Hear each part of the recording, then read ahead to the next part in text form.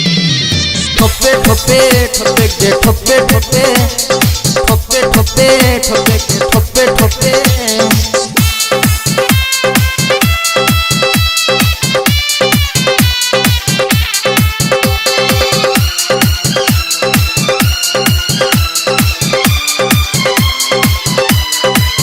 ठोपे ठोपे ठोपे ठोपे ठोपे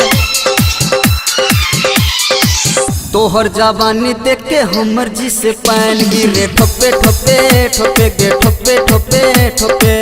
तोहर जवानी देख के हमर जी से पैन गिरे ठोपे ठोपे ठोपे गे ठोपे ठोपे ठोपे होठ में छो लाल गे कान में छो बाल गे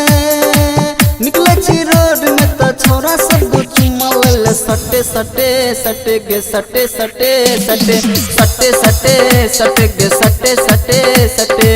तोहर जवानी देख के हमर जी से पैन गिर ठोपे ठोपे ठोपे गे ठोपे ठोपे ठोपे तोहर जवानी देख के हमर जी से पैन गिर ठोपे ठोपे ठोपे गे ठोपे ठोपे ठोपे ठोपे ठोपे ठोपे ठोपे ठोपे ठोपे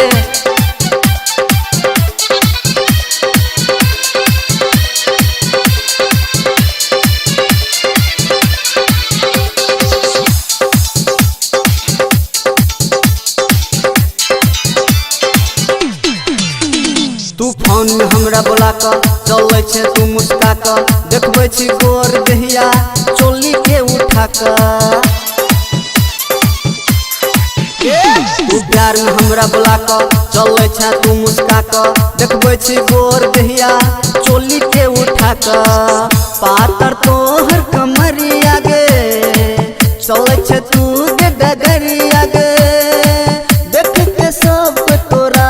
बेहोश भके खसे खसे खसे गे खसे खसे खसे खसे खसे खसे गे खसे खसे खसे तोहर जवानी देख के हमर जी से पैन गिरे ठोपे ठोपे ठोपे गे ठोपे ठोपे ठोपे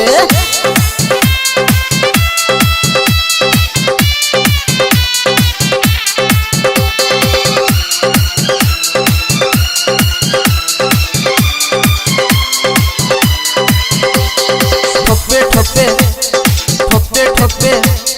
ठोपे ठोपे हिलो सिरहा सब करी रूप देख के तोहर गोरी सुनसरी के त बात न करू हिलबै छा मोहतरी हिलो सिरहा सब करी रूप देख के तोहर गोरी सुनसरी के त बात न करू हिलबै छा मोहतरी एना ने चल देखा कगे टाइट जींस लगा कगे छोड़ा तो छोड़ा बुरबो के गिरो पानी ठोपे ठोपे ठोपे गे ठोपे ठोपे ठोपे ठोपे ठोपे ठोपे गे ठोपे ठोपे ठोपे तोहर जवानी देख के हमर जी से पैन गिर